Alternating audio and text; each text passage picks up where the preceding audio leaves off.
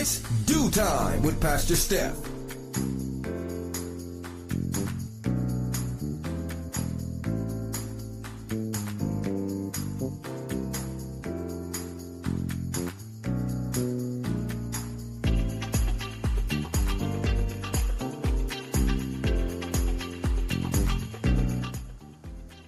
Good morning, good morning, good morning. Rise and shine. You're on with this DEW Time with Pastor Steph, with your girl Shontyce. Good morning, good morning. Happy Friday morning. Yes, we are on a little later. Steph had to call me and help me get some things sorted out. But thank God that we are here this morning. Sun is peeking out a little more and a little more and a little more. So grateful for that. Where were you guys yesterday? Were you guys here with us yesterday morning? Yesterday morning was Therapeutic Thursday, and oh my goodness, before that, did any of you make sure you contact Pastor Steph and let her know that you miss her? Let her know that you're thinking about her? Have you? Make sure, okay? Pastor Steph misses you guys as well. But again, thanking God that she is able to get the rest that she needs. Amen, amen, amen. Giving God thanks that, again, God has chosen to wake her up as well. Okay? Yesterday on Therapeutic Thursday, I was a little bummed out because it's like, I don't really have any stories. How are we going to elaborate on the stories that we have? Because here on It's DEW Time with Pastor Steph, we focus more on the quality than the quantity. See? We have to focus much more on that. And I was a little, concerned about how we were going to flush it out, but I don't know why, because God always directs us to exactly what he needs us to focus on, what he needs us to touch on. And hello, we were able to touch on an event that took place, an incident that took place actually last fall, out in Surprise, Arizona, that included a few elementary school girls, 5th graders, who, because one of them was dating another 5th grade boy, they decided to end him. That was the verbiage. We are going to end him because he cheated on her. He was fifth graders, y'all. He cheated. So because he cheated, the plot was to somehow lure him to the bathroom. They were going to make sure they put on gloves so that they did not leave fingerprints. This is the wording. This is what they decided to do, okay? They were going to make sure they wore gloves so they didn't leave any fingerprints, and they were going to stab him in the stomach until he died. Hence, the end him. And thank God that plan wasn't for that day. And there was another student who overheard the plan and went home and told the parent, and the parent was able to notify the powers that be at the school, and they were able to apprehend and arrest these little girls.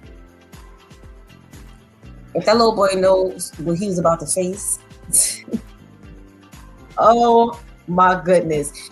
We were like, what does dating mean? What does dating mean? What does dating mean as an adult? Because there are a whole lot of adults who don't understand what dating means. Okay? What do you know at 10 and 11 years old? There were 4 little girls arrested, 2 10-year-olds, 2 11-year-olds. What do you know about dating? And to the point where you're so distraught that you plan on ending him. And then my main question was, how invested am I in your relationship with someone else that because he cheated on you, now we are going to end him as if he cheated on us? It was a lot. It was a lot as far as how they were able to recruit the other little girls. You have to go back and watch, okay? We also spoke about a young manager, who, of course, she had to blur out the name of the establishment, the business that she worked for, but she just had to make sure she posted a lot of the responses that were put on resumes. And really quick, I just want to go under achievements. They achieved the high club on Call of Duty, pushing big wood through machines. Their last job title was street pharmacist.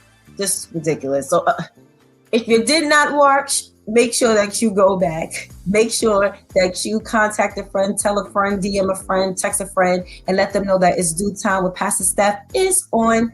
Okay? Make sure you don't go anywhere because, of course, we are going to get into this PSA. But don't go too far because we will be right back.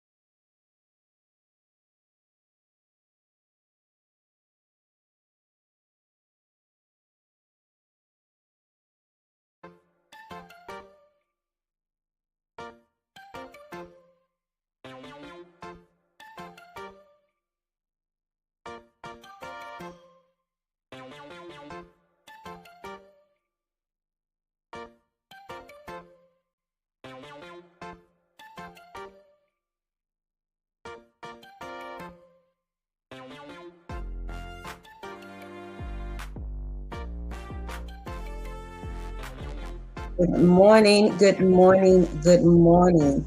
Welcome back to It's Due Time with Pastor Steph. We were trying to play this whole self-defense PSA, and I'm not sure why it didn't really play all the way through. But did you see that first move that she made on that man? I always wanted to try that.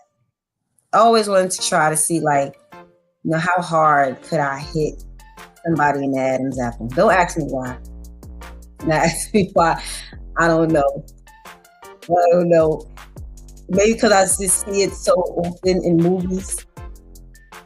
I don't know. But let's make sure we get into our morning shout outs. See who's in the room with us. Good morning, Ketty. Good morning. How are you? Thank you so much for being on with us this morning. Good morning, Lady Tamika. Good morning. Thank you so much for being on with us this morning. Okay. Lady Tamika says, take that self-defense. Yes. And I don't know. Pastor Steph sent this before and we attempted to play it. And, I thought, okay, maybe, let's try it again. It'll go through. I'm so annoyed because I really want us to do it. So I'm going to have to sit with Miss Anika, the one who holds it down for us on the technical side, our technical director, because that's really important, especially with everything that's going on now. Really important for us to understand how we can get this self-defense going on. Okay. Oh, we have Pastor Steph in the room. Good morning, Pastor Steph. How are you? Thank you so much for being on with us, being on live. See, Pastor Steph, have they been contacting you? Letting you know that they miss you? Have they? Thanks once again, giving God thanks for all of that. We have to make sure that we are on point about the self-defense. No, we do not want to have to think about having to defend ourselves physically, but listen, God is preparing us with the tools, okay? Good morning to our boy, Terrence. Good morning. How are you? Terrence, did you see that self-defense clip we were able to show a little of? We gotta make sure we get this taken care of because we just gotta make sure we don't point. Pastor Steph, why are you crying? What's going on? Lady Tamika says, Al tried to grab me. Al, as in brother Al, tried to grab me one time from behind, playing around, and I got him thanks to a martial arts class that I had. It really works. Size doesn't matter. All right, y'all. So don't be underestimating the woman because of her size, no matter how small or if she's a nice size, but because you're bigger than her, you figure you're going to take her. Because as Lady Tamika just mentioned, size does not matter as long as you master exactly what they're trying to give you, the information they're trying to give you. You make sure you're on point. Okay. Okay. Good morning.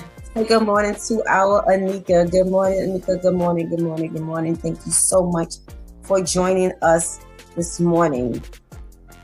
Okay, so we do have it's Freestyle Friday, y'all. It's Freestyle Friday.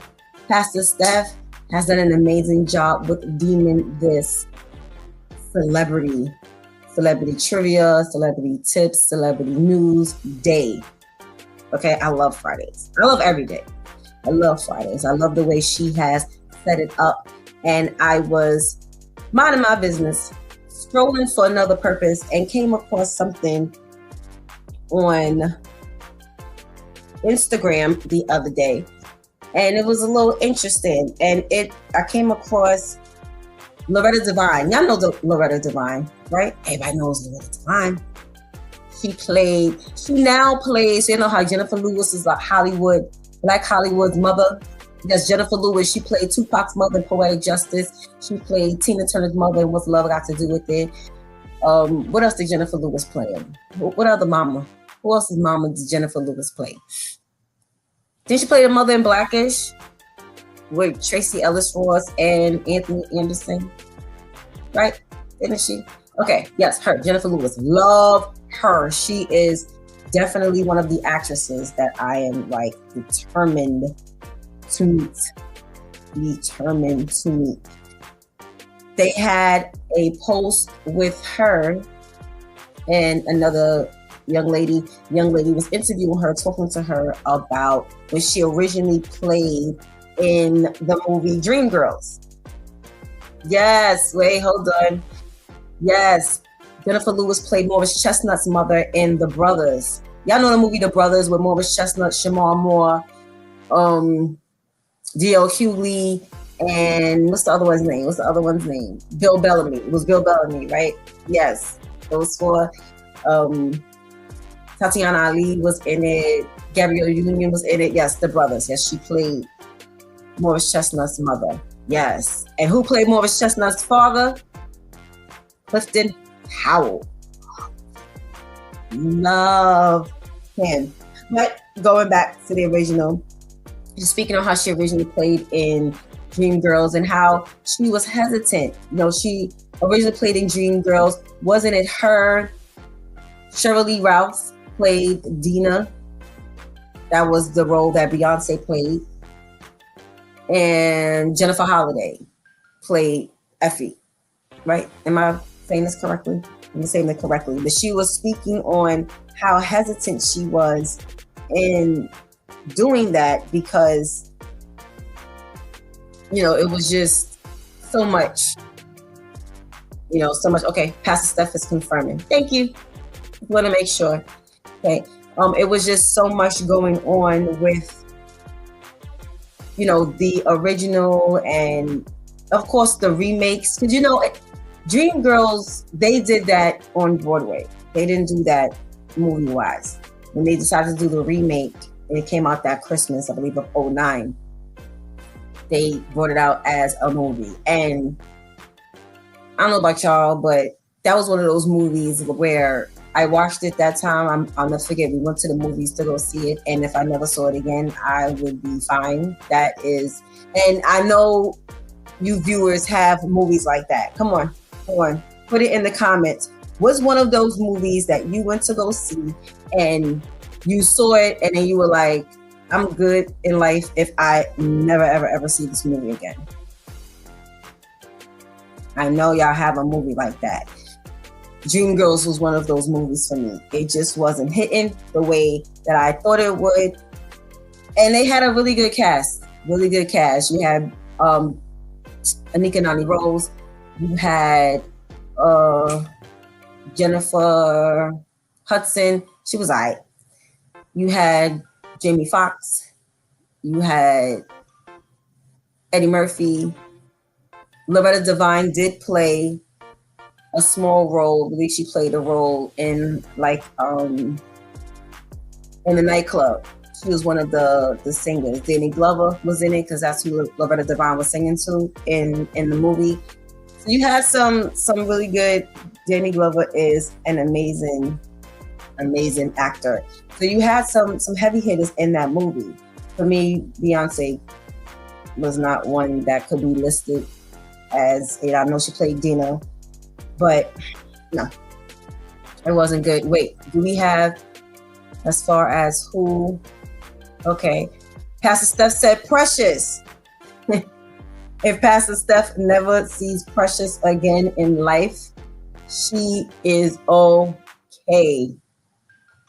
I feel you, Pastor Steph. I'm with you. Okay, what else do we have? Terrence said Superman. Okay. What was wrong with Superman? I mean, I'm not a big, superhero. Is Superman Marvel? I've always been in love with Batman. I love Spider-Man. That's as far as I go with the super. I know Batman is DC. Spider-Man is Marvel, correct? Okay, but what was going on with Superman, Terrence? I know why it was Precious for Pastor Steph. It was just way too much. Way too much pressure. Okay, Ketty says The Bodyguard with Whitney Houston and Kevin Costner. Really, Ketty? Why? What was going on with The Bodyguard for you? Wow. Okay, so Tevin says the Superman that came out this year. Okay. Lady Tamika says Tu Wong Fu. What year did that come out? Okay. Pastor Steph is saying DC. Superman is DC? Superman is DC. Okay, like Batman is DC. Okay. Well, really quickly, I would love for us to tap into this list and see who and what they are referring to. Okay, so you have, I wanted to give a list and go through, as we have the Due Time Trivia on here, Due Time Celebrity Trivia, as to the Black movies that Hollywood has remade. Now, as it has been said here on this Due Time with Pastor Steph before, we are movie buffs. Okay, Ketty says her singing was amazing. Okay, so wait, Ketty, we were talking about the movies that we saw once and we never want to see again. So The Bodyguard is a movie you never want to see again, or was it a movie that you really liked? Just to make sure we clear, okay? All right, so we're gonna get into this list, this trivia list of movies that Black Hollywood has remade. Okay, so they're starting off with The Wiz. Yes, The Wiz, that came out in 1978, and it was the musical adaptation of The Wizard of Oz. They just did it with an all-Black cast. Did you guys like The Wiz? I loved The Wiz. I remember my niece, excuse me. I remember my niece, her class, she's heavy into performing arts, as it's a performing arts family, but she was casted in one of the musicals for her school, and it was The Wizard of Oz. So her and her best friend wanted to, sit and watch The Wizard of Oz. And I asked her, I said, just casually talk. I'm like, because The Wiz, da-da-da. And she said, what's The Wiz? And wait, isn't that one of the lines in the movies when when Dorothy was at Munchkin Land and the witch said, we'll go to the Wiz. And she said, what's the Wiz? She said, what's the Wiz? Oh, darling, he's a this and he's a that and he's a da-da-da-da. And I was like, girl, you about to sit and watch. Because in me and my house, we don't know about The Wiz. Okay? Absolutely. Pastor Steph says The Wiz was great. It was Broadway and it was the movie, yes. And I remember they've had a few different people play The Wiz. I actually wanted to go see it when Ashanti played Dorothy, just to see. But of course, the movie featured Diana Ross as Dorothy. Anika says, I loved The Wiz. Yes, the music. Well, look at who they had with the music. Ketty said me too. They had the late, great Quincy Jones orchestrating the music. I mean, they did black. They made sure they went in. And from what I remember with watching the behind the scenes and the making of The Wiz, Diana Ross was not originally in the movie.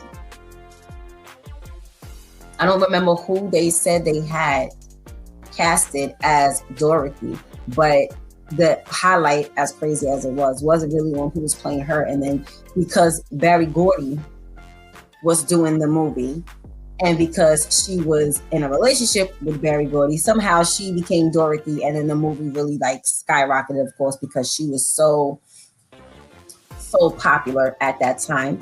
Lady Tamika says, my favorite song is Don't Nobody Bring Me No Bad News. Yes, remember with the Wicked Witch of the East, of the West, whichever one she was. Who plays her again? That wasn't Melba King, right? Melba King played the aunt, correct? Okay. I think Melba King played the aunt. Or was she the Wicked Witch? Whichever one she was, Don't Nobody Bring Me No Bad News. I love that song. I love that musical piece as well. Okay. All right, Pastor Steph said Mabel King was the aunt. Right, okay, she was the aunt. So who played the Wicked Witch? Okay, Mabel King sung that song. I'm confused. Okay. Y'all work that out and y'all let me know. I thought Mabel King. Right, it was the mama from What's Happening who played the witch. I thought so. I just had to. Okay, I thought so. What's her name? I thought so. I thought it was the mama from What's Happening played the Wicked Witch. All right. We're gonna get this together because see, it's gonna annoy me because we are big on knowing the actors and actresses' real names. So I'm sure between Lady Tamika and Pastor Steph, they're gonna get that over. Okay.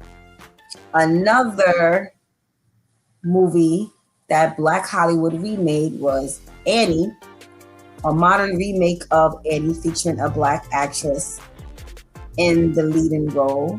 And that came out in 2014, and that was also featuring Jamie Foxx. Now, I did not watch the original Annie. How about you guys? Did you guys watch the original Annie? But I heard of the remake with Jamie Foxx was good. I heard it was good. Okay, they have the next movie that Black Hollywood remade, About Last Night, which came out, the remake came out in 2014. It was the remake of the 1986 film. Now, About Last Night, wasn't that with Kevin Hart and Michael Ealy and Regina Hall? I love her. I love Regina Hall. Y'all know Regina Hall. She's the one who played Candy, the stripper, in The Best Man. She played the silly one. She played Shorty, Marlon Wayne's sister in Scary Movie. She is silly. She played, oh my goodness. Remind me, because it might be here on the list. You know what? I'm gonna mention it anyway. I feel like I'm gonna forget. She played Samuel L. Jackson's son's mother in the second Shaft that Samuel L. Jackson did. He did a Shaft, and Shaft was a remake, of course, from Richard Roundtree. That's his name, right? From the 70s? Yes. So the original Shaft came out in the 1970s, and then Samuel L. Jackson played Shaft. I believe that came out in like 98 or 99. And then he had like a part 2 type of thing going on that came out, and Regina Hall played. If you have not watched, hold on. Let me make sure I pull it up. Let me make sure I pull it up so I can get the exact It's Shaft with Regina Hall. I love her. I'm such, yes. So Shaft that came out in 2019. That was featuring Regina Hall. Let's get the son's name. Richard Roundtree was in that as well. Jesse T. Usher. Y'all know Jesse T. Usher. He played on Surviving Remorse. He played Samuel L. Jackson's estranged son. That movie was hilarious. If you have not watched it, make sure. Also, who was featured in it, Luna Lauren Velez. Y'all know her. She played Nina on, what was the name of the series? New York Undercover. It's the Spanish partner, the one who ended up marrying Eddie. Yes, love her. Did y'all know she's a twin? Do y'all know that me and Pastor Steph actually met their oldest sister, who looks just like them? Okay, Pastor Steph says the remake was good. Okay, we're gonna go over a couple of more before we get into our news. Oh, I forgot Method Man was in that. Yes, I forgot. And Method Man he's come a long way from just getting started in that Wu-Tang Clan, that rap group. He is amazing. Okay. So let's see, who else did we have here as far as the trivia?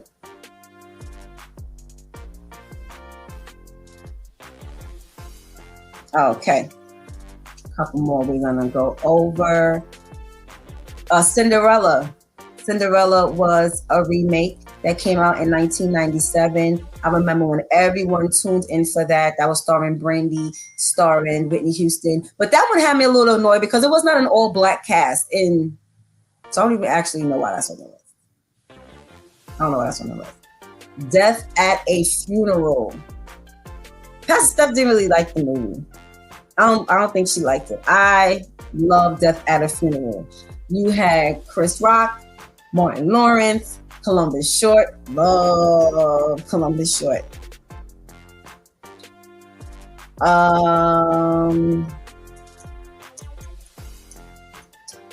Who else was in Death at a Funeral? Danny Glover. What's his name? What's Hustle Man's name? Hustle Man from Martin. What's his name? Forgot. I'm drawing a blank. Give me his name. But yes, he was in it as well. You had some really, really good heavy hitters. That wasn't an all black cast, but it was all of the main characters. I think with the exception of Zoe Saldana, besides the one who played her boyfriend. It was an all black cast, and I absolutely loved it. I loved it. I don't think Pastor Steph liked it. I think she was able to tolerate it, but I really don't think that's a movie that she is going to sit and pull up on her own. So I don't know. If you have a movie in mind that Black Hollywood remade. They bringing up Bel Air, but that wasn't a movie. The Color Purple. Okay, The Color Purple.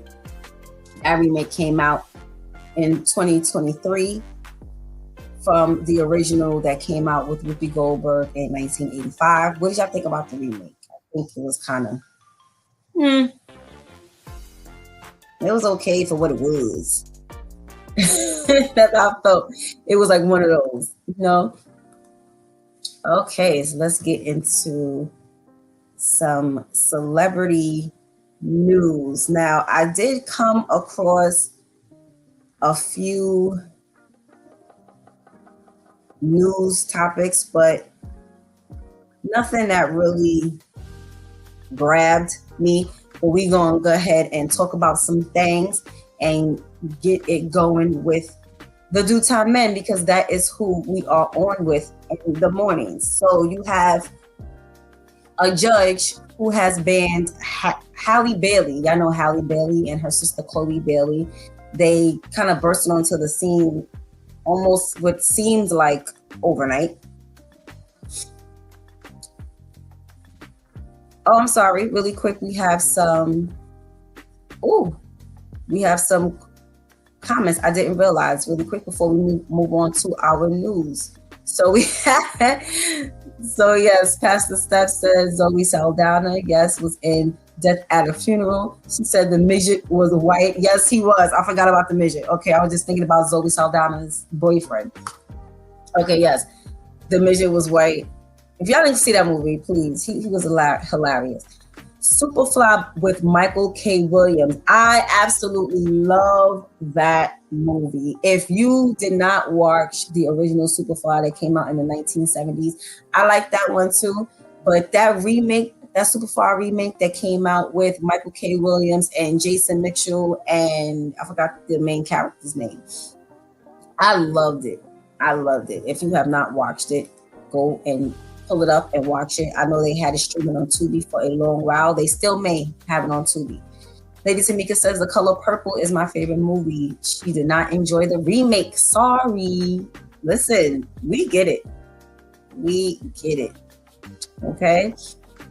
All right. So you have Halle Bailey, who's been going back and forth with her son's father, DDG.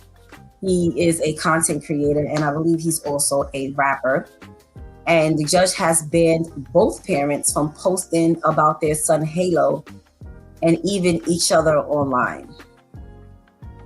Now, when it gets to the point where a judge has to now step in and tell you that you cannot post about your son, it's already bad enough if a judge has to step in and tell you don't post about one another. Because what does that mean, y'all?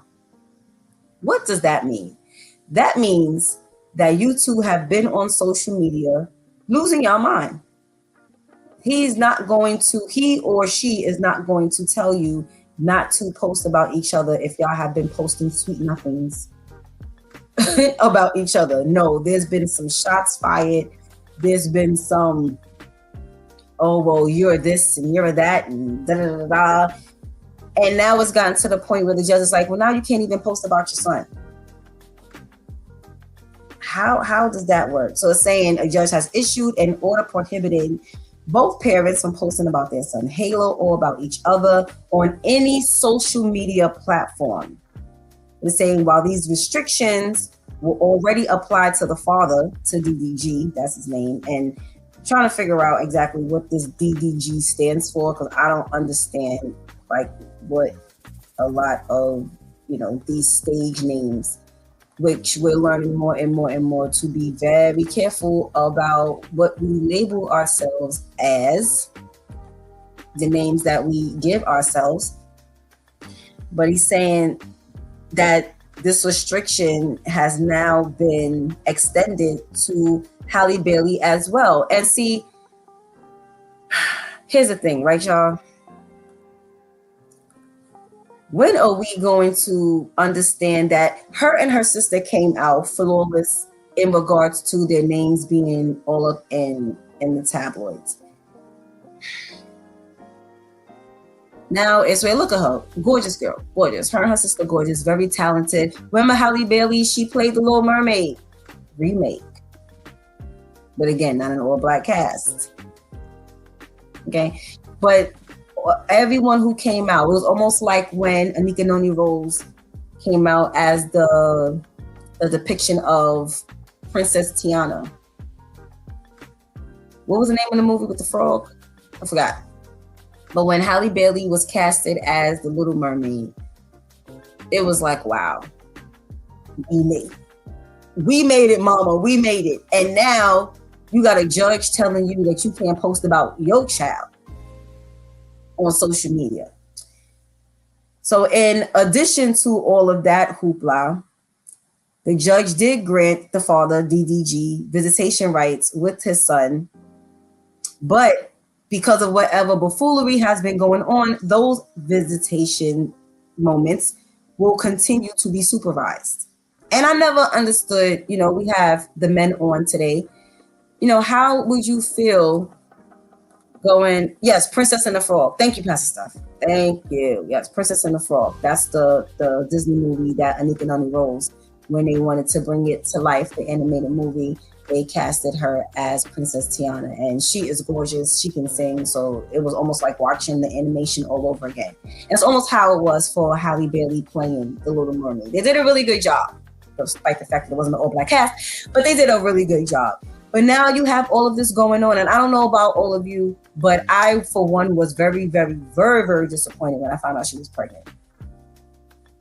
Because I kind of saw all this coming. I didn't foresee the exact details, but it was like, girl. She also played in the remake of The Color Purple. She played Nettie. She played Nettie. So she had all of that back to back, bam, bam, bam.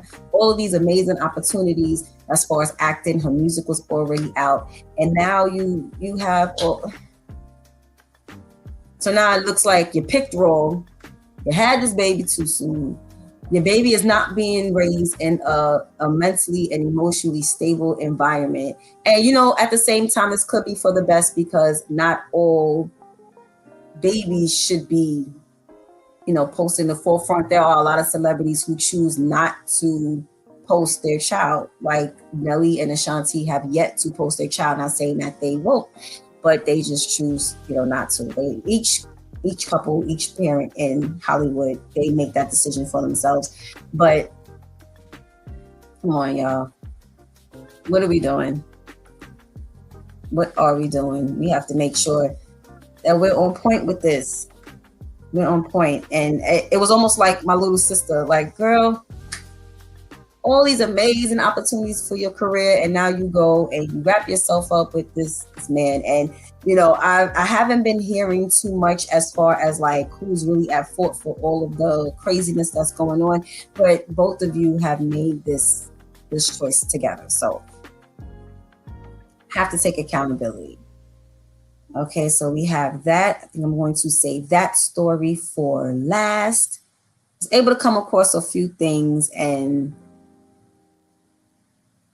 you know, I was feeling like when Pastor Steph said, you know, I was coming across some things, but nothing was really hidden. Some. Oh, okay. So remember, I believe it was last month, we spoke in regards to BET being sold. We spoke in regards to BET being sold, and it's being started by a Black man who took a loan out and got all of everything situated that needed to be done. And remember, I said I remember Donnie Simpson. Was it Donnie Simpson? Who would host a lot of the video countdowns, and you would have to pay $4. I remember the $4 because I got in trouble for that $4. You would have to pay $4 each time you called. Each time you called to want to vote to have the video of your choice played, and it didn't guarantee that you would have that video played, but you would go and call, and that's how they would get their money, earn their money. And then after a while, of course, they became like other major networks. You didn't have to do that because the funding was there. And then he sold it. And he sold it to the family. Hold on, I lost the name of the family. Something with an R. And come to find out, that family also owns Paramount. Yes, Paramount, the movie, because they also own Viacom. And Viacom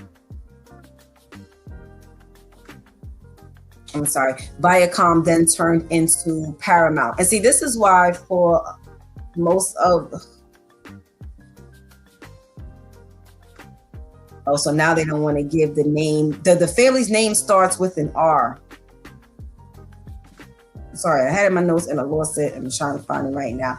But yes, they sold it. So now Paramount owns, the family owns Paramount, and they also own BET. So now it's this, the talk is still going on in regards to should Black people own the rights to their culture.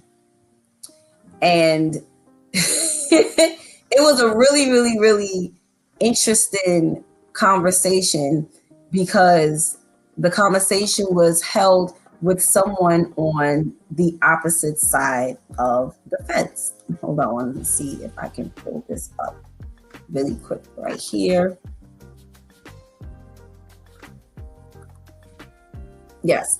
So the conversation was held with this gentleman, Rob Johnson. I'm sorry. No, Rob Johnson is the one who sold BET. But Redstone Family, thank you. That's the name of this is why I take notes all the time. I end up losing my notes. The Redstone Family.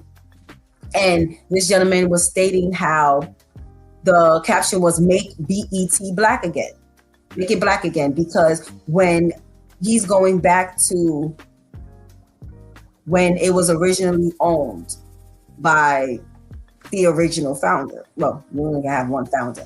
When it was originally owned by the founder, Black culture was portrayed in one way, of course. And now you have mainstream Black media portrayed in another way. And he brought up how, Missy Elliott, you know the song, She's a B word. And for those of you who follow Missy Elliott, you know how intense that song was as regards to popularity. That was one of Missy Elliott's, she's an amazing producer, not only an artist herself, but an amazing producer. A lot of her songs have pop. It's gone platinum and double platinum, whatever. But that was definitely one of the songs. But he was showing the then and now, So then you had Sanford and Son. Now you had, Don't Be a Menace. Then they always depicted, the Black culture, Black men, Black women dressed up prestigious, with dignity. And now you got music videos with the Black people robbing other people and selling drugs and all of that. And that shift came once BET was sold to the family. And I thought it was just really, really, really amazing that the gentleman sitting up speaking on this, as far as how the Redstone family has contributed to the shift in how Black culture was presented, is someone on the opposite side of the fence. Amazing. Amazing. Okay. We got one more story here before we get on. Well, I remember we definitely spoke about that on Freestyle Friday with the men. And I love the men that the Lord has chosen to accompany Pastor Steph with, because they always going to go deeper than what's written on the surface. But I want to make sure we get into this last one here. Okay, so everyone knows LeBron James, right? I'm like, we're sitting on here with men, so they may be able to like really, really, really, really, really, really, as we say in the streets, put me on to some different aspects of LeBron James. Now, LeBron James is, before we get into that, before I say that and all of that, right? What is with the worshiping of these celebrities? What is happening, y'all? What is happening? I know, I always joke around. I say this is why we never rise as a people, but we have to get this together, because I came across this and it was very disturbing to me. So it's saying that there are a lot of people who are calling LeBron's latest Nike commercial straight up demonic. Not even just demonic, but straight up demonic. So in the video for the Nike commercial, you have them speaking on LeBron James as though, hold on, I'm gonna see if I can read the captions. They called him the chosen one. He carried the weight of every expectation on his shoulders, but he never broke. We were all witnesses. Every rival was defeated. Every idol was destroyed. He took the crown and kept it. Behold the greatness. He is the forever king.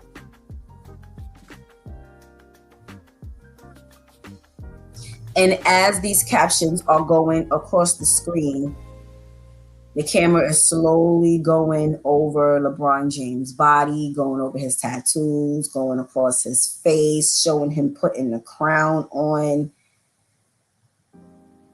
Who did those captions sound like they were talking about?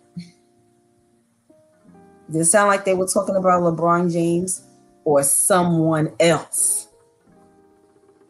I don't know, but let's talk to our men, because I'm sure they will be able to inform me a whole lot more on this thing, because this is actually like a whole campaign going on right now around LeBron James. So let's talk to our due time men.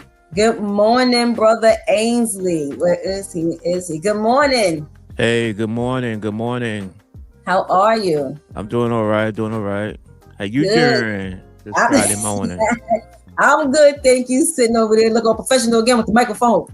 Yes, how we do now. We pros at this. We ain't just start this here. Listen, I love it. I love it.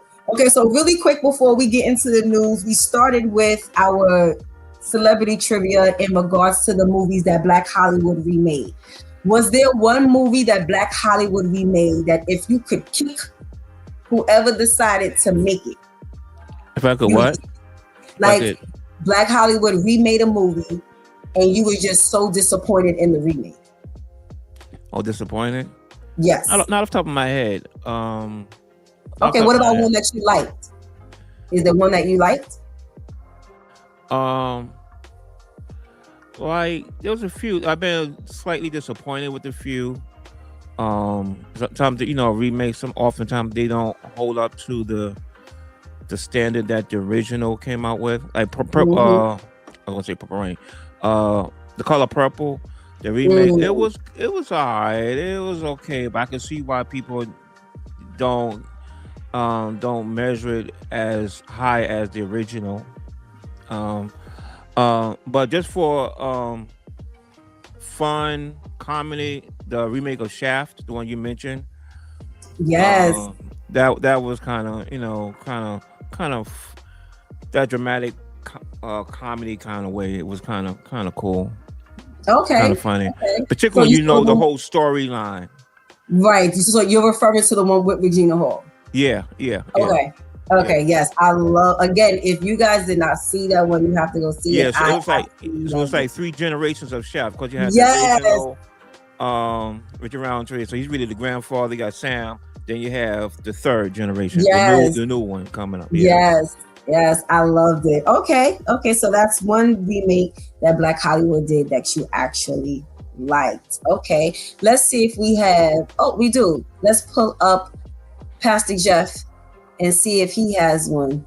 Give me 1 second. Good morning, Pastor Jeff. Good morning. How are you? I'm good. How are you? Good morning, bro. Hey, Brother Ainsley. What up? Good. So, Pastor Jeff, is there a movie that Black Hollywood remade that you were so disappointed in? Most of them, but coming to America.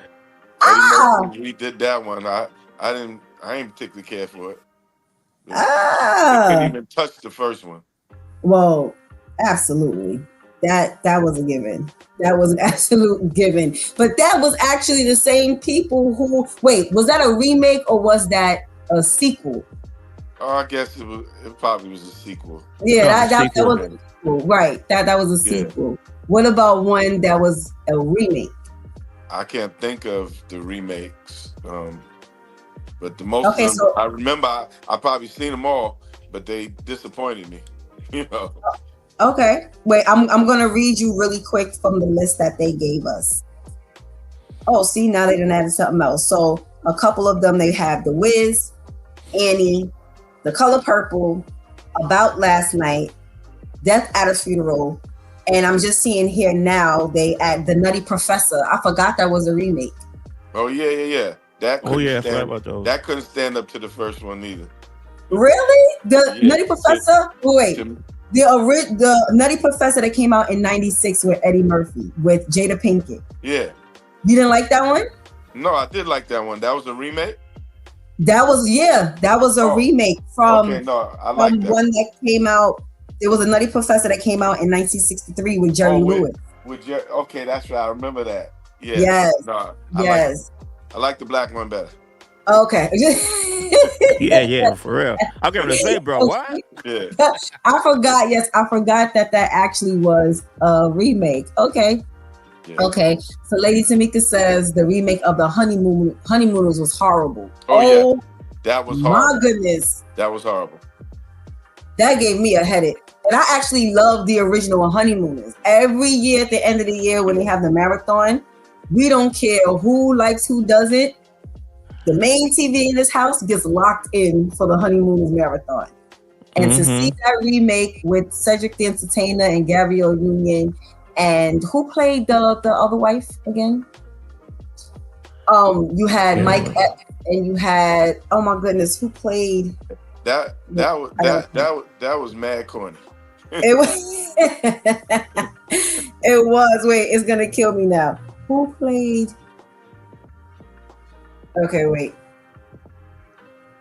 Where's the cast? I don't remember. Cedric, Gabrielle Union, Mike Epps. They're not showing. Who else? Oh, it was Regina Hall. Okay, Regina Hall. Yes. So Mike Epps, Cedric the Entertainer, Gabrielle Union, and Regina Hall. Yes, it was such a disappointment. Such a disappointment. Oh my goodness. Okay, so getting into our news topic. So you have Halle Bailey and her no longer boyfriend, but this content creator and the father of her child, DDG, who are now in this whole legal battle because there's been a whole lot going back and forth with their son. And now the court at one point only had restrictions on the father not being able to post about the child.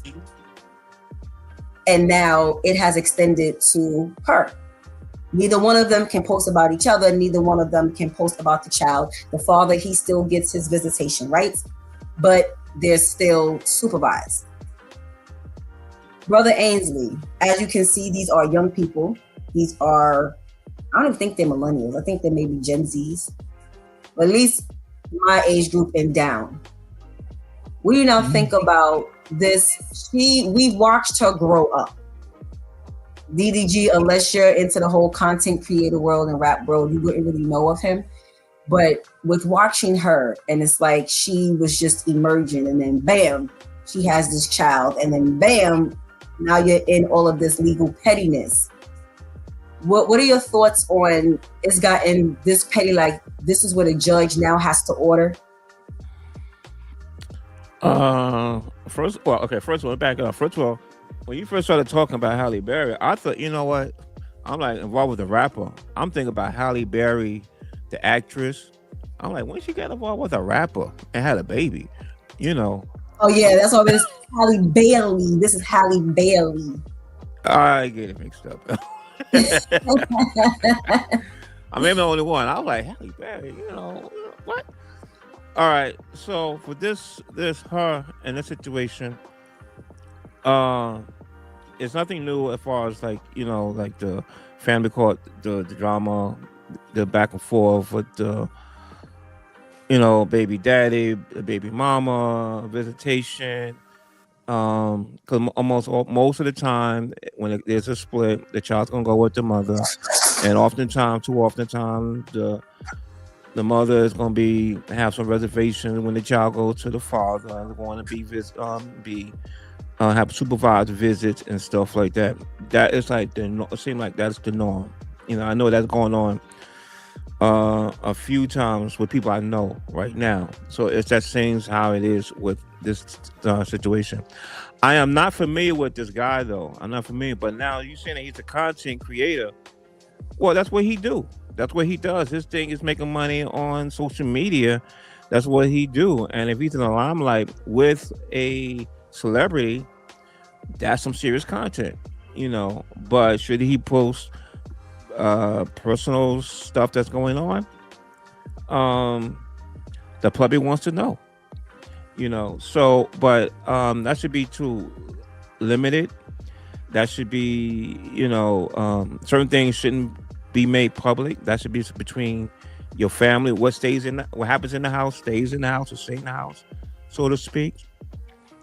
So, but it's unfortunate that now every people always posting everything they do. I mean, like sometimes it's just overboard. I'm like, stuff come up on my feed. I'm like, that's wasted time. I can't get back looking at this. Did I really need to see this? Did you really need to show it?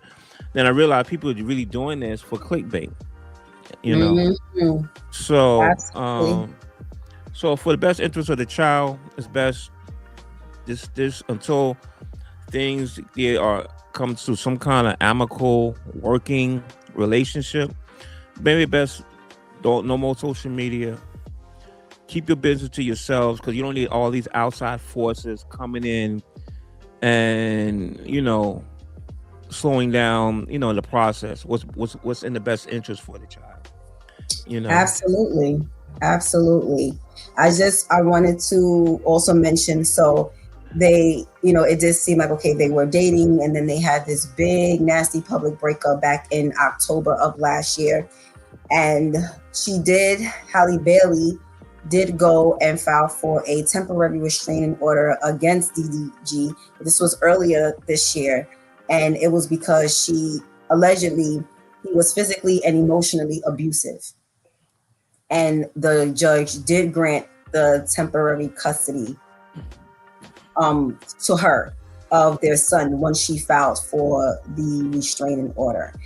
And he also filed for a request for a restraining order and tried to have her custody privileges taken away because he claimed that she was going to harm herself.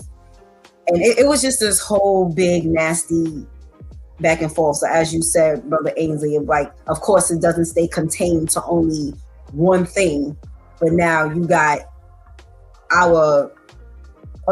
it's always bad when you get the child involved. It's always bad when you get the child involved and involved publicly.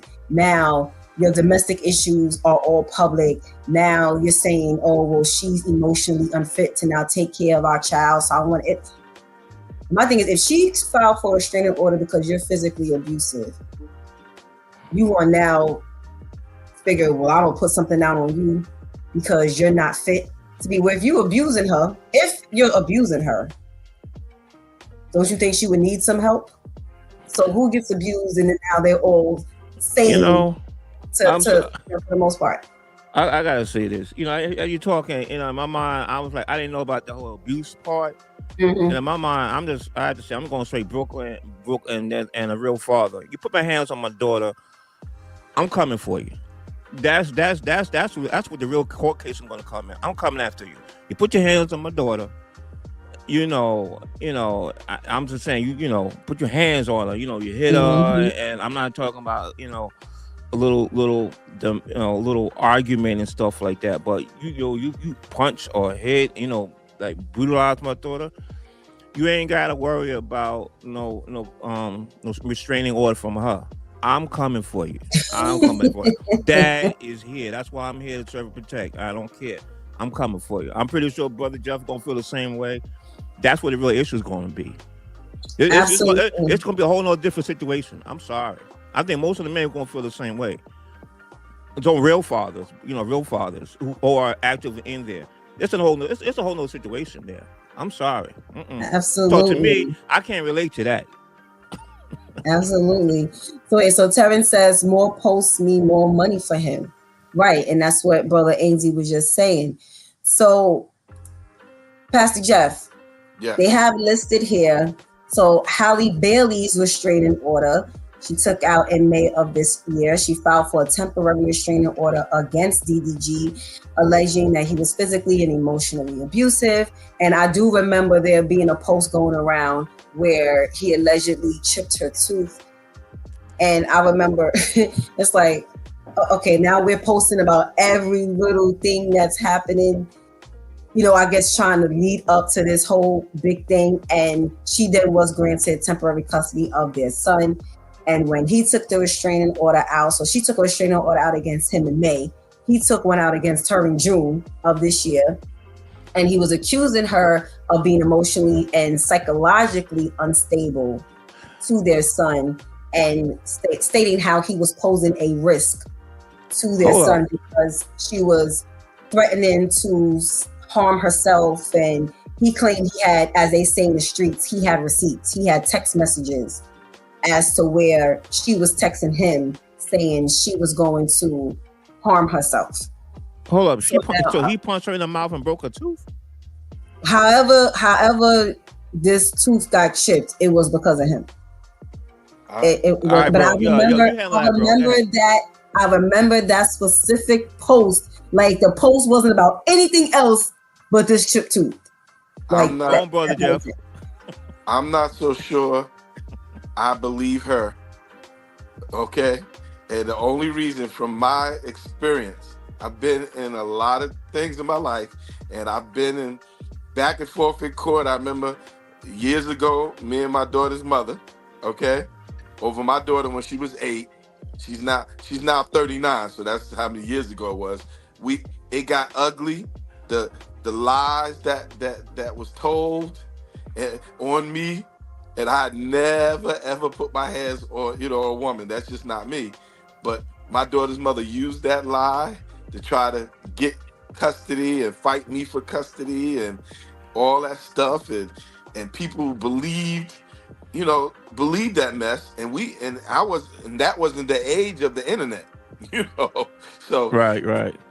They believed that mess, and then only later on, years later, people came and apologized to me, and even she later on told everybody that it was a lie, so I don't know how I feel about it. Did he really chip her tooth? And you can't blame him for countering her restraining order if she put one on him, because that's what you do. You have to do that, to protect yourself in all of this. Otherwise, she'll set you up, like get a restraining order and then bait you in to come talk with her and then say you hit her. And then you go to jail. So it's the game. So I don't know who to really believe. Because if he really punched her, he's a man. If he really punched her, chipped her tooth, I don't know about that. She tipped her tooth some other way, because a punch can't chip a tooth. It will knock a tooth out. A man hit you, Well, they didn't say how she obtained this chipped tooth. They just mentioned that as just being one of the results of the physical abuse. So whether he punched her, whether he pushed her into something, that specifically wasn't stated. People automatically, when a woman says she was hit, they automatically believe, most of the time believe that, and I'm telling you from experience, and even with me counseling other people and getting to the bottom of the story, a lot of the women, I'm not saying women don't get abused now, because trust me, if it's true, he need to beat down, he need to stomp down. Okay? That's what I'm talking about right there. That's what I'm talking about. That's what I wanted to hear right there. Okay, but a lot of times you got to be careful with that, because that's the go-to for women in a minute. He hit me, I mean, I was trying to evict the old lady who was real evil out of one of my properties. And the first thing she told the court was, he made me scared. He jumped in my face and it looked like he was going to hit me. And I'm sitting there like, and the courts kind of believed it because she was old and she was a woman. That was her go-to. And I'm like, oh my God, look what she using. She got the judge mad at me, and I never even did nothing. I just wanted her out. Right. I wanted her evicted. And they would not evict her because she kept using that mess. Eventually she left. But it wasn't the courts that got her out. You know what I'm saying? Right. Okay. Well, let's pull Pastor KL in and get his input on this before we touch on another part. Good morning, Pastor KL. Good morning, young lady. Good morning, gentlemen. How y'all doing? What up, bro? Right. How you doing?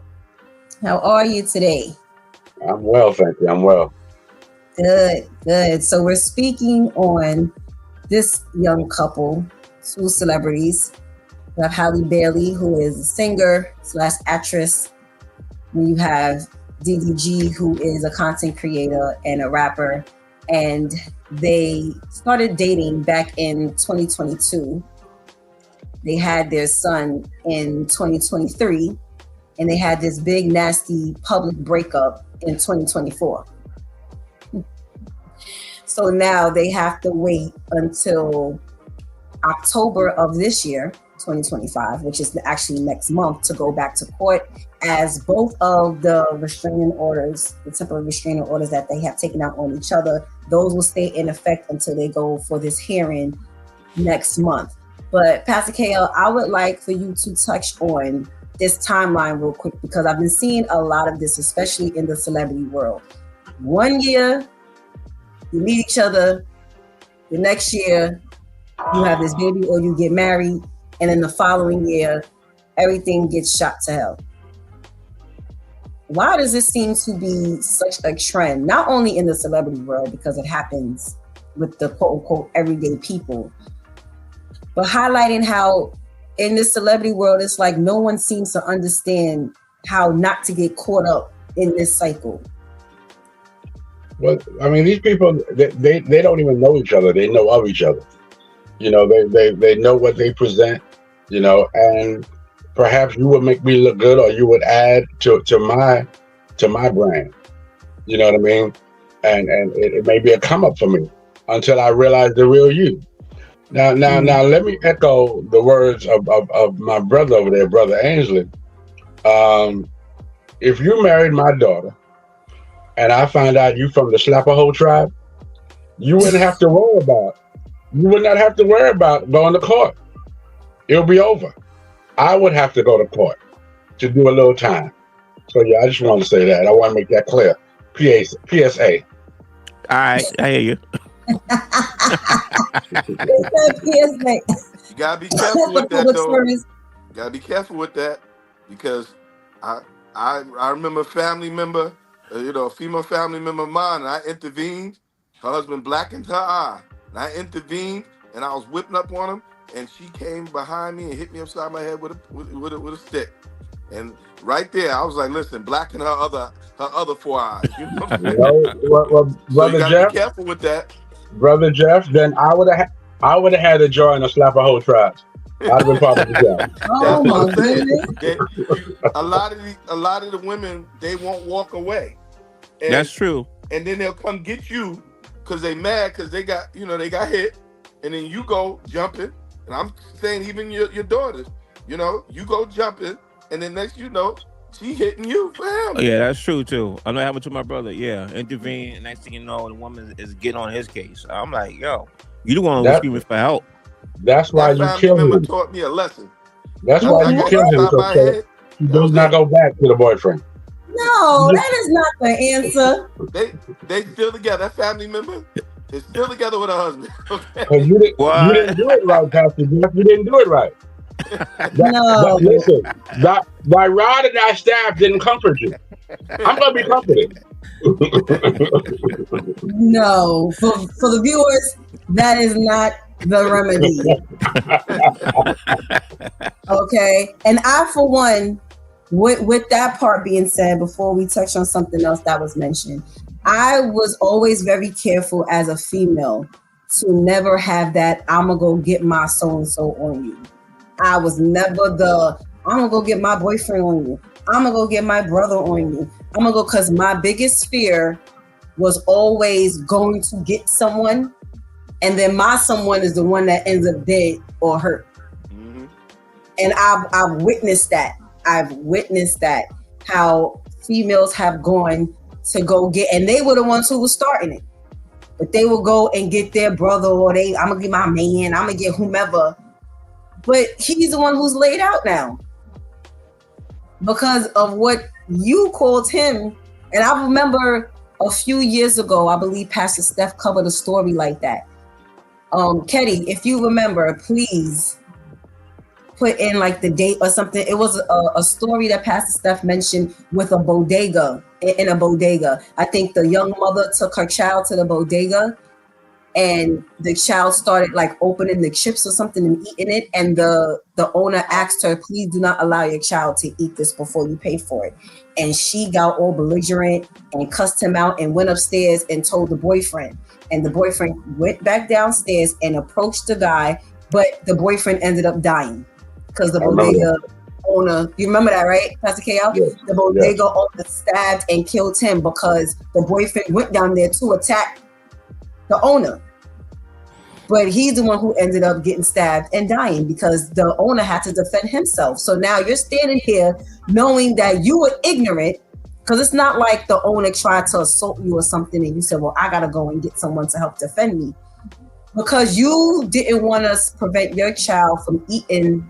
Listen, until we pay for it, the product does not belong to us. Yeah, that's ignorance though. That's pretty ignorant. I'm specifically with this. It's like my own daughter, a domestic situation. Say she's obviously black and blue, stuff like that. I'm specifically in that. Any other kind of stuff, that's different. I've been asked, it's also happened, and then when I really investigate, I'm biased, and you realize the person who's trying to get you involved is just as bad or just as contributive and stuff like that. I'm like, I ain't getting involved with that. As you get older, you get to you get to have a little more patience with that. But I'm talking straight issue. Your child is getting beat up by a man. That's specific what I'm talking about. Everything else, okay, you gotta get the full picture of.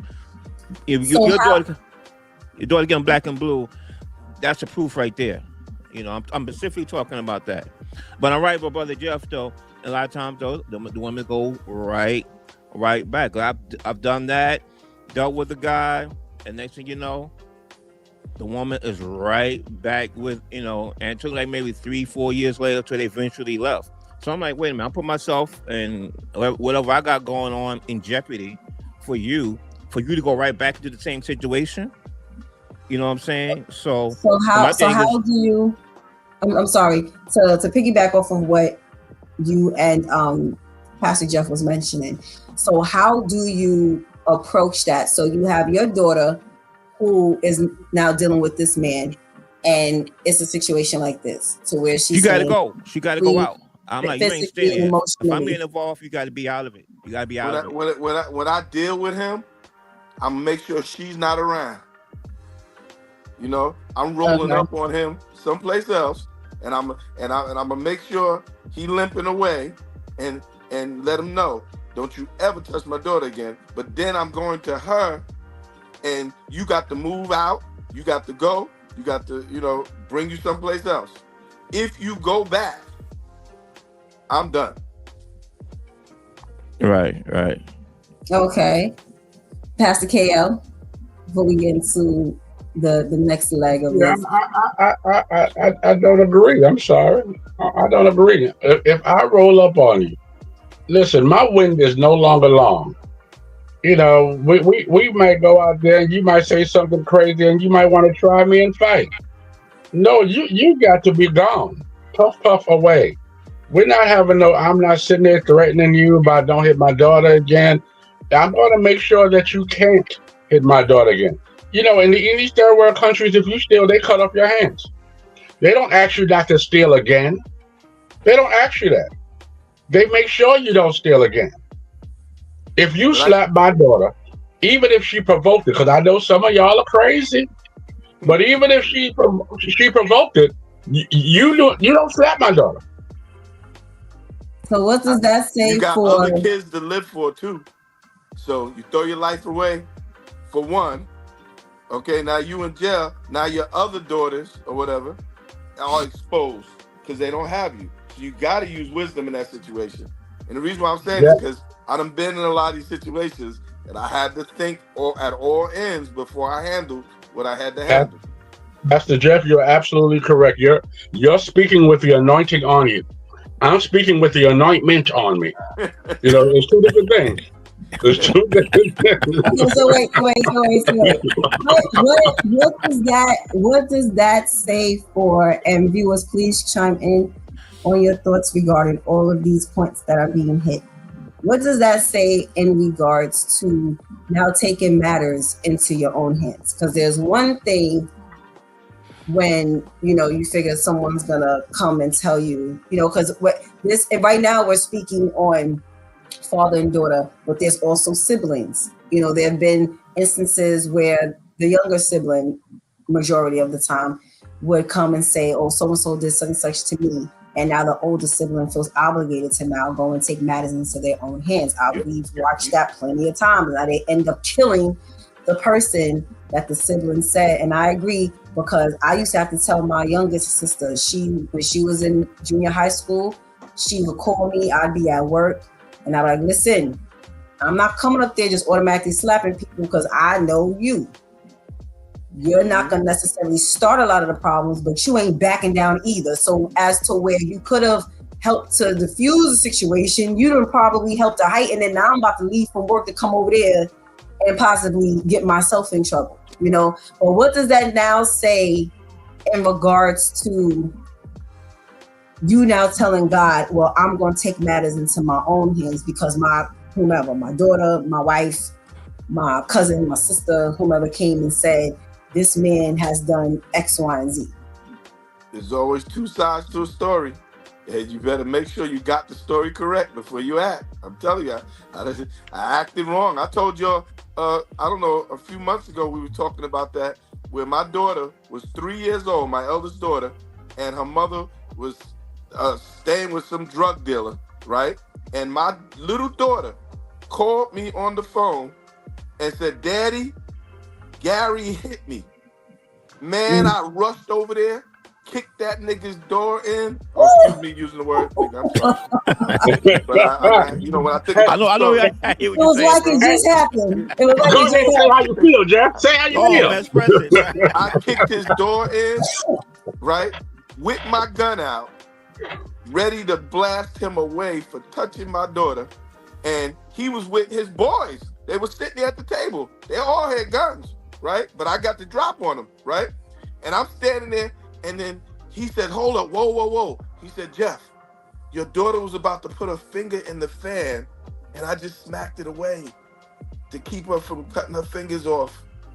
Man, do you know how I felt? I'm standing there with these drug dealers. I got my gun out, and now I find out he was actually trying to help my daughter. You see what I'm saying? You know how I got out of it? I grabbed my daughter. I told my daughter's mother, you know what? I'm sick of you with this mess. And I grabbed my daughter and I ran her out of it. And I kept my gun on her until I got out of there. Well, you We're trying to definitely use the daughter as a shield. Yeah. Gary's the preacher now. Ain't that something? Wait, who's a preacher now? The drug dealer. He's a preacher now in Atlanta, Georgia. Wow. Oh, wow. Got a nice church there. Wow. Pastor Steph says Pastor Jeff always got a story that's gonna match and top the content. I lived an interesting life. Okay. But it's funny because now he'll be able to tell that story, but from his end, and be able to say, "Well, her father's a pastor now," so that is crazy. But I would love for the viewers to chime in on this, but especially with I wanted, before we head on out of here, speak on the whole believing factor. Because this domestic violence is a really sensitive topic, and when you speak on, and it happens with the men too, it's just not highlighted nearly as much as when the female gets abused, whether it's mentally, emotionally, physically, spiritually, financially, whatever. The men, that get swept under the rug and doesn't get taken as seriously as when a woman says, or when it's proven that a woman has been abused. But now with this whole believing factor, how do you handle that as not only a father, but as a man, when, whether it's because, Pastor Jeff, because you have experience with that, or even if you don't have experience with that directly, but coming across a situation and it may seem a little sketchy, but for whatever reason, you don't believe it. Because you can't just come on and say you're lying. I've witnessed people say to women, no, he didn't hit you, no, and it just went complete. You might as well have just blown up the building, because it's like, how are you telling someone they did not experience that with this person? You know, so Pastor Jeff, how do you tell someone if so, like, let's say this Halle Bailey and this DDG, let's say this was someone in your family or your congregation, you know, and they're coming to you, and for whatever reason, this seems a little sketchy.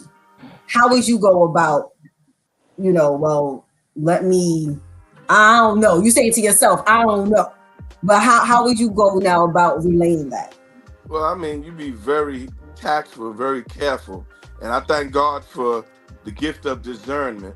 Okay, when people come to me, you know, I can kind of tell, you know, something's, you know, it's not adding up. Okay, but if a woman comes and say the man hit her, okay, I need to see some real marks. If I don't see nothing or a little red, then I'll be like, okay, you wasn't hit, you was slapped. You know what I'm saying? You know, which a man shouldn't do neither. But I'm gonna keep asking you questions, and I'm gonna try to get to the bottom of it before you can get me to act. And I'm even talking about with my children, because my children, they can lie. Okay? From the oldest to the youngest, they can tell some stories. So, and I was the good liar, so I know where to get it from. You know, my wife is not such a good liar. You know? Oh my goodness. Okay, Brother Ainsley, how would you go about now relaying that if the story seems a little sketchy to you, or you're not too sure, you know, about the facts? Like if somebody come to me, either one of those two, say this is what happened, what should I do? Yes. Well, I mean, I agree with Pastor Jeff. You know, discernment. You know, a lot of times to me, being quiet. A lot of times when people will talk, and eventually you get more. Sometimes being quiet, let them run in their mouth. You get the real truth, and you know they'll say A, B, C, and you be quiet. Then they'll say A, B, C, D, E, F, G, H, and after a while you start getting more of a clearer picture. And sometimes when people talking, as you get older, you can tell when something don't smell right, something don't sound right. And, you know, it's like, you know, and you know, whether it's the woman, you know, you kind of comfort her. If it's the male, you know, I would say, listen, you gotta get to the bottom line. Yo, bro, did you really do this? He probably gonna say no. But after a while, same thing. Let him run his mouth, talk. And sometimes I tend to get more information, more of the truth, being quiet and just going, okay. And you know, just let them talk and whatnot. And that sense of discernment and say, okay, I hear what this person is saying, but I, like you say, you know the person. Sometimes you all know the person. You be like, I know how easily this person could have amped this stuff up, you know. You know, and then after all, then I said, sometimes listen, and some things you just gotta pray on. Be like, all right, not for my daughters, other people. So listen, sometimes I'm gonna have to pray on that the situation is going to work out. You know, but most of the time, you do need discernment. And to me, sometimes it's being quiet, letting people talk, and you get more information. Eventually, maybe not right then, but over a period of time, the real truth emerges and stuff like that. Yeah. Okay, thank you. Pastor KL, you're not too sure about this story. And you can't just come out and tell her she's lying or tell him he's lying. How do you go about approaching this? Well, being in the corporate world that I'm in, I do a lot of different investigations. I also do a lot of interviews. So sometimes you have to listen to hear, not to respond. And if you listen to hear, and the more comfortable they are, the more they will say. And as you listen, you'll listen and understand that they're contradicting the first thing that they said. And then sometimes you ask the same question in 6 different variables, 6 different ways. And how they answer each question, Listen, you have to either consistently lie through the whole thing or consistently tell the truth. Otherwise, you're gonna get tripped up. And then you can pretty much realize it. And then a lot of times you hear the most that they speak when they don't speak at all. When they're in their silence, that's when they speak volume the most. Because they don't know what to say or how to say it or how to put it in words. And they have to retract of what they said before. So you can catch them. That reminds me of the verse that says, be quick to hear, slow to speak, slow to wrath. It helps you to be a much better listener. Something that you gentlemen have just, mentioned, because people, and again, if you are quiet long enough to listen and be observing, you see how unstable people are, as you three have just mentioned. So you could be sitting here saying, oh no, but she did, da, da, da, and just sitting there. I remember, and I've learned a lot of that from Pastor Steph too, because it's when I finally started listening to her and I started shutting up, and she would sit with me and the other person, because I realized my mouth was getting me in trouble. I was right, but my reaction just always just created other problems, and now everybody focused on that problem and not the foundation, not the initial problem. And finally I said, let me try this quiet thing. And I would just sit there, and they would just be telling themselves, and they be going off. And then finally she would have to stop them and say, but you see how you just told me yourself? Because you just sat here and said nothing. And by the way you're talking and what you're saying and how you're going off, that's just proving everything she just said. And I was like, wow, this silence thing really works. Good night, Jesus. You on point. You all right.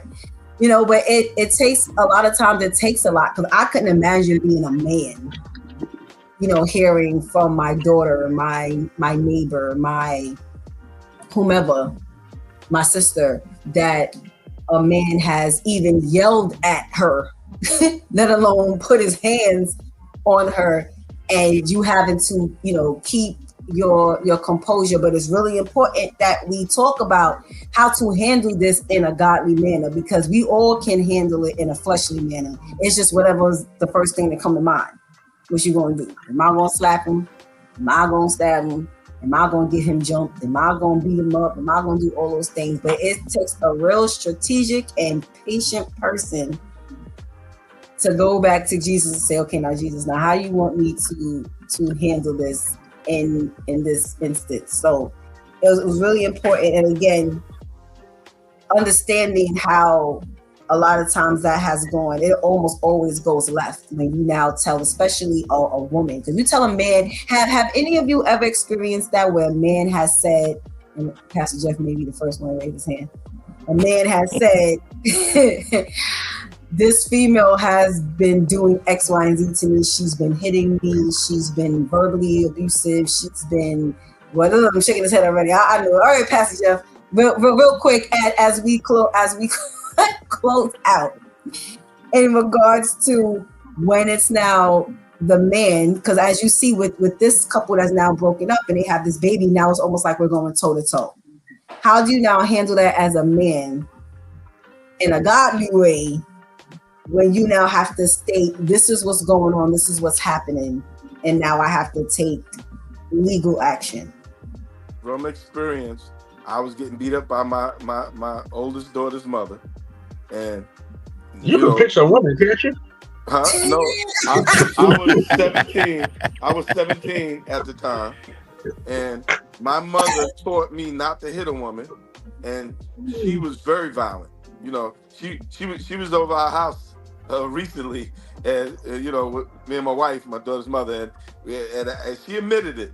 She was out of control. She was out of control teenager, and she used to beat me up all the time, and I would take that abuse for a while. And so when men come to me telling me that this woman's doing that, my go-to is I'm believing them, off the gate as I talk to them. But my advice to them is, dude, she's messed up, she's jacked up, and it's not going to get no better. You need to leave.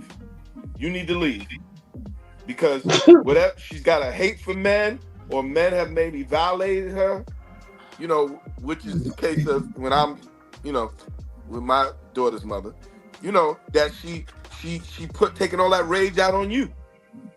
You understand? So she needs therapy. She needs help, and she don't get it. She might kill you one day. Because my daughter's mother literally tried to kill me one day, and that was the day I left her. You know, we moved in together because we had a baby, and she took a knife or scissors and came straight for me. And if God didn't give me the strength to stop that thing from piercing my heart, it broke the skin. You know what I'm saying? I'll be dead. And I'm saying, you know, you need to get out of that situation. That's what I'll tell a man.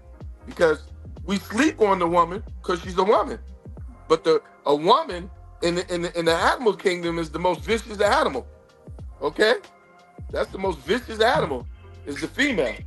And you know, a woman with a gun, a woman with a knife, a woman with a pen in her hand, you know, get away.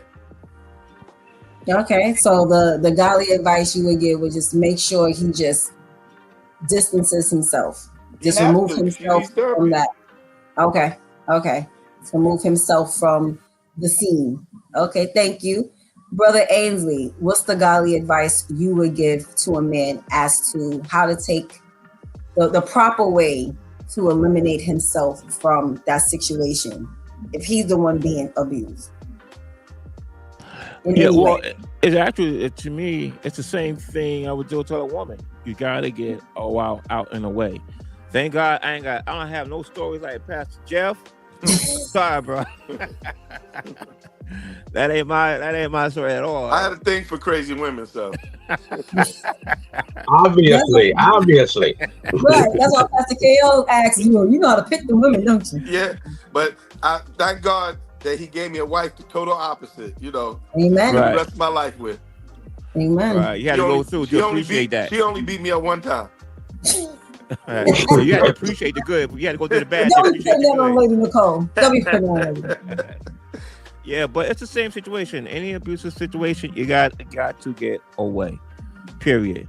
Because I believe, you know, if it happened one time, it's going to happen again. It's going to happen again. You know, it's. I don't think it's really it's just that one time. It's not. It's so if it happens once, it's going to happen again. And to me, that's it. You know, that's it. You know, I never put my hands on a woman. They never had even to worry about that. I mean, I dated a woman, and this young lady. She was trying me. It was like, this woman is getting on my nerves all day long. Was trying to provoke that out because she expected that. You know, and that's another main thing. You expect to get hit and stuff like that. I said, no. The relationship was over because she got on my nerves too much. But you know, it's never just that one time. So if it happened, you got to remove yourself. You have to remove yourself from that situation, male or female. And from a guy, you know, we don't really hear about that, but it's the same thing. You got to get away. You know, because it's not going to get to me. It's not going to get any better. Okay, thank you. Pastor KL, what's the godly advice you would give to men and how to handle when they now have to make the choice to get out of a relationship that doesn't serve them because there's any form and any level of abuse that they're enduring? Well, I mean, I echo my fellas. You know, unfortunately, I don't have any shining star experiences like Pastor Jeff, you know, but what I would say is that love shouldn't hurt that bad. You know, love just don't hurt that bad. I mean, you shouldn't have to go through abuse to be loved. And if you put enough pressure in a pipe, eventually the pipe is going to burst. Whether it's from her finally getting the drop on you and killing you, or from you can't take it no more and you lash back. You know, so we got to be careful on both sides because there's so much you can suppress without really just going crazy. You know what I mean? We get a lot of stories that people just couldn't take it no more, and they just from the bullying, from all type of stuff, and it wasn't in them, but this is what they did because they couldn't take it anymore. That's why the Bible says, "Come up from among them, and be ye separated." You know, and with you being separated, it may hurt your feelings because you're so used to this, but it's going to be, it may not feel good, but it'll be for your good. Amen. Amen. Thank you. Thank you so much, gentlemen, for leaving those words of wisdom for other men who, because again, as it was stated, and I'm gonna ask Pastor Steph if we can post the date when she actually spoke to a man who endured a lot of, I believe, physical abuse as well. Because again, it's not spoken about enough. It's always the women who are highlighted. But we thank you for leaving your words of wisdom to these men. And as Pastor Steph always says, taking them into, or all of us, into a thought-provoking weekend. And we pray that you have a blessed day. Thank you, guys. All right, y'all too. Y'all take care. Enjoy the weekend. Thank you. Yes. Thank you. Thank you. Thank you. Okay, so we are going to head on over. But Pastor Steph normally does the benediction, but I was definitely looking for the verse that supported the whole pretty much be careful with the no, you're not. You're lying. That didn't happen to you. No. We have Proverbs 14, verse 15, reading in the Amplified Version. The naive or inexperienced person is easily misled and believes every word he hears. But the prudent man is discreet and astute and considers well where he is going. And prudent meaning wise. So the wise man is discreet and astute and considers where he's going, meaning the wise is going to weigh out every word. The naive and the inexperienced person is just going to be misled and just hear what is being said or see what's being done and taking that for what it is. But a wise person, as Pastor Jeff said, is going to be led with that spirit of discernment that can only come from Jesus. Amen. Amen. And again, I'm just really, I pray that these two get it together, because they're both young. They both still have their whole lives and careers ahead of them. God spares their life. They are still the parents of this little toddler. And he deserves to not grow up in such a hostile environment where both of my parents have restraining orders against each other. One parent is trying to get the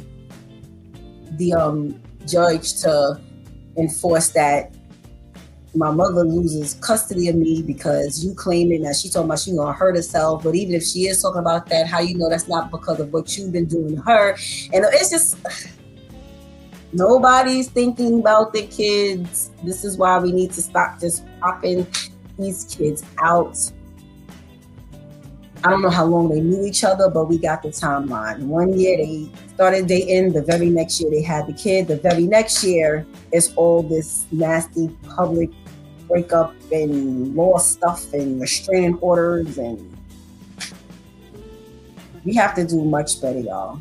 We have to do better. We have to make sure that we're not setting the people around us up to have to take our word for things when it comes to something bad like this, you know. And it doesn't mean that even when you really try to take your time and who you're dating and who you're with. Again, yesterday with the story we talk about with the fifth graders. And I said, well, we kept asking, what do the fifth graders know about dating? We need to be asking a lot of these adults, what do you know about dating? Because obviously the together today, baby tomorrow, break up the next day is not the cycle we need to be in. And unfortunately, in Hollywood, in that celebrity world, everything just moves so fast because they live a fast-paced life. Go to this audition, go to this casting call, get this job, be isolated to complete this project, on to the next thing. While you're in this project, you're still pursuing other projects because this may take forever, so you may not be making as much money, but you still need to keep your momentum up in this area. It's just always something going on. And of course, when they then decide to bring a life into this, the baby or the babies are the ones who have to now endure all of the craziness. You know, this is happening now while he's a toddler, but who's to say that, God forbid, this isn't still going on when he gets a little older and he's able to understand a little more as to what's going on. Okay, so we have to really, I think one of the questions we are going into the weekend is what is dating? what is dating? Because as Pastor Steph always asks, they never showed any sign. And if they didn't, maybe it's because you didn't sit long enough to receive the signs. Because especially nowadays, God is allowing everything to show. Everything he needs you to see, we gonna make the decision as to whether we're gonna follow God's guidance or not. But everything we need to know and we need to see, I'm watching it because I'm even watching it happen with me right now. And Pastor Steph was trying to tell me from years ago, Shontyce, you don't have to snoop, you don't have to dig, you don't have to keep inquiring. Whatever God needs you to see and know, he is going to put in your face. And oh boy, is it getting put in my face? Does God put it in our face? Absolutely, he does. Because then how is he now going to expect you to make the right decisions if the veil is over everything? If I'm looking at this man or this woman and they look like the angel of light, but God is really like, don't mess with that one. I expect you to stay away from that one. How does he expect us to stay away from that one if we're clouded with the representative? No, he's going to unveil that and he's going to show us exactly who that person is.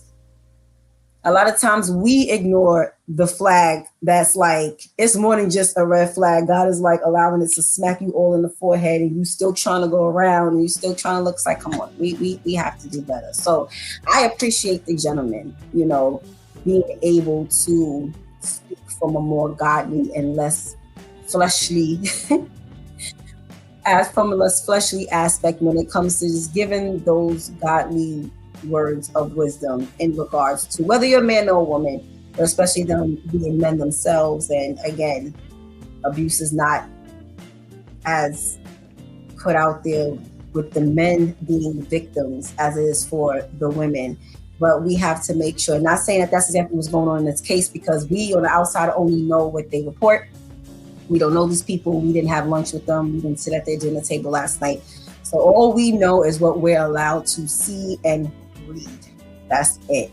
But because of that, we have to make sure that we as spectators, we as journalists have to cover all bases, just in case it's the part that's on the other side. So God is like, you can't be biased. You can't show partiality. So you can't just be on the woman's side because that's the popular way to be. No, you got to cover from both ends. So we have to make sure that we have to take our time in the Lord, y'all. We really have to take our time. At the same time, moving when he needs us to move, how he needs us to move, for the reason he needs us to move. But we have to make sure we're taking our time, because when we take our time with God, he is going to have us just avoid all of the unnecessary turns and bumps and everything. So giving God thanks for his discernment, his wisdom, and his guidance in the name of Jesus, because we don't have to try to figure this out on our own. I'm saying, I don't know about y'all, but I'm tired of trying to figure this out on my own. Still on my own. You have been watching It's Due Time with Pastor Steph. Join us live every Monday through Friday morning, every weekday morning from 7 a.m. to 9 a.m. Eastern Standard Time, right here on YouTube, a Closer Walk Christian Media Network. Why am I getting so tongue-tied every time I say that now? That's because God is blessing us with increase. We didn't change it. We're not just a show anymore. We're a whole media network. And It's Due Time with Pastor Steph is just one of the shows, just one of the ministries that is under this YouTube media network station channel. God is doing big things, y'all. Make sure you tune in live Monday through Friday morning, 7 a.m. to 9 a.m. Eastern Standard Time, right here on Facebook Live. Coach for Christian Life. Make sure you contact Pastor Steph. Let her know you miss her. Let her know you're thinking about her. Thanking God that she was able to be on with us this morning.